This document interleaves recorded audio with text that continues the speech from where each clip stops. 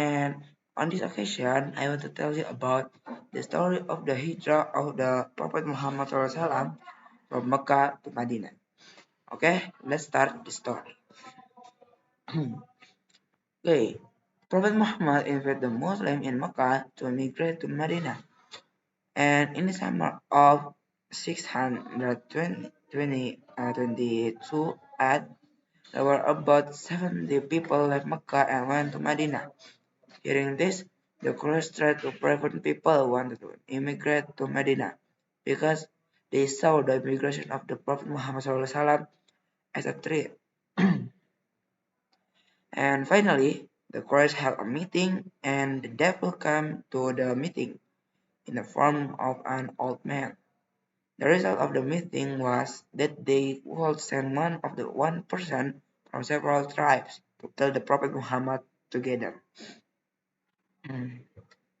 Then the angel Jibril told the Prophet Muhammad SAW about the cooperation of the Quraysh, wanted to kill him and told him to immigrate at night. After that, the Prophet Muhammad SAW invited Abu Bakr to join the migration, and also the Prophet Muhammad ordered Ali bin Abi Talib to sleep on the Prophet Muhammad SAW bed at night, day, to replace him in bed. At night, the Quraysh had surrounded the house of the Prophet Muhammad. Then the Prophet Muhammad SAW spread the soil on their heads, and Allah blinded their eyes from the Prophet Muhammad SAW. After that, the Prophet Muhammad went to the house of Abu Bakr and went together to the cave. In the Sur cave, Abu Bakr and Rasulullah stayed for 3 days. Abu Bakr entered first to make sure if there was something in it, then he would feel it was not Prophet Muhammad. He covered the hole in the cave with his clothes.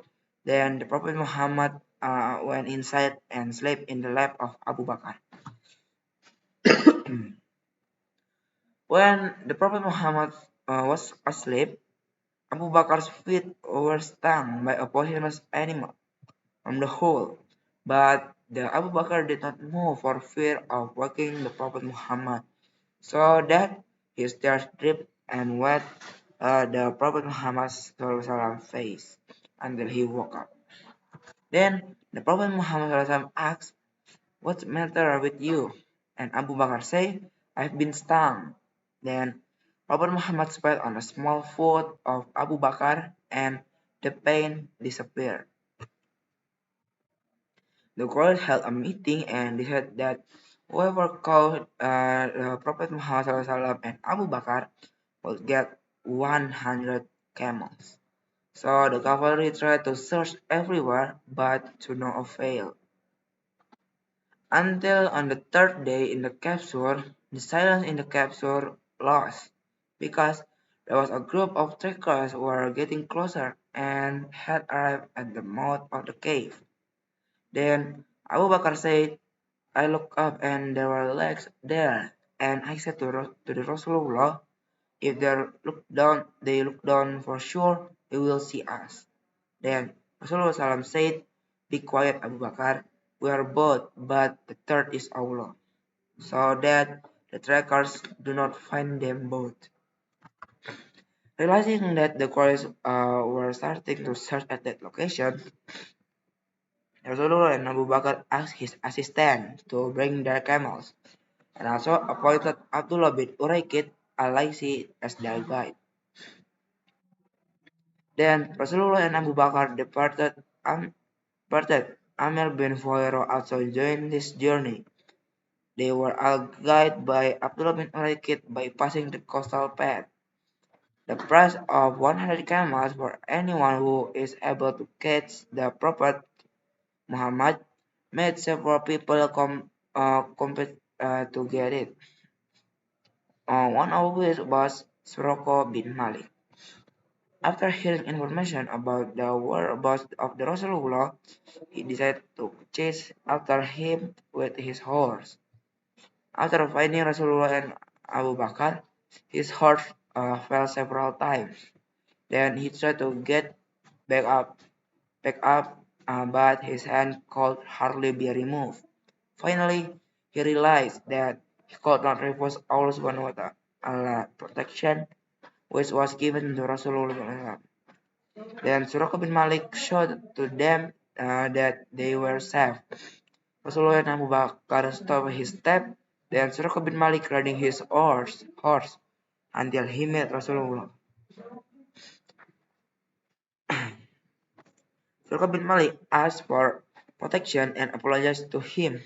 The apology and guarantee of the protection were accepted, and the Prophet Muhammad SAW asked Suroko to keep the incident a secret. Suroko immediately went to Mecca and tried to thwart the pursuit of the Rasulullah. For 7 days in a row, Rasulullah SAW group walked through the darkness of the night until they reached the village of Bani Tabin near Medina. Their fears were reduced, and for the first time, their hearts were happy with hope and aspiration of victory because they had almost reached their destination. Yasrib friends heard the news that Rasulullah SAW had migrated to Medina to join them in Yasrib, aware of the hostility and efforts of the Quraysh to hunt down the Prophet. The Yasrib Muslims await the arrival of Rasulullah with great anxiety and tried to dig up information on his escape as detailed as possible. Rasulullah and Abu Bakr arrived at Quba, which is located on the outskirts of Medina. There, they stayed for a few days and then Ali bin Abi Thalib followed. Rasulullah SAW built a mosque in Quba and prayed in it. This is the first mosque built on the foundation of piety after prophethood. Okay. On Monday, in September 27, 672, at in the midst of the anxiety of the Muslims, they were waiting for the arrival of Rasulullah SAW. Suddenly, a Jew Yastrib showed as loud as he called, "O Arabs, this is what you are waiting for has come." And there were mixed sound and takbirs in the village of Bani Amr bin Auf. They greeted him with prophetic greetings, surrounded him while circling around him. While calm had enveloped the Rasulullah SAW, at that time Yathrib was known as Medina, short of Madinatun Nabi or city of the Prophet. A number of residents of Medina offered Rasulullah SAW to stay at their house, but Rasulullah SAW allowed his camel to choose and said, "Let this camel walk," because he was ordered to. Then the camel continued to walk until finally the camel rode at the ground, Abu Ayyub's door. Then there was built the Prophet's mosque. The Muhajirin and the Ansar together built a mosque from the trunk of a dead palm and a support pole, a roof made of dead palm branches. One side of the white building was left open, even though the Ansar and Muhajirin still need an official bond. Rasulullah SAW also united them in a bond of brotherhood and looked at ethnicity. Okay, maybe that's all I can tell about the story of Prophet Muhammad Hijrah from Mecca to Medina. Okay, if there are some mistakes, please forgive me. And just I say, wassalamualaikum warahmatullahi wabarakatuh.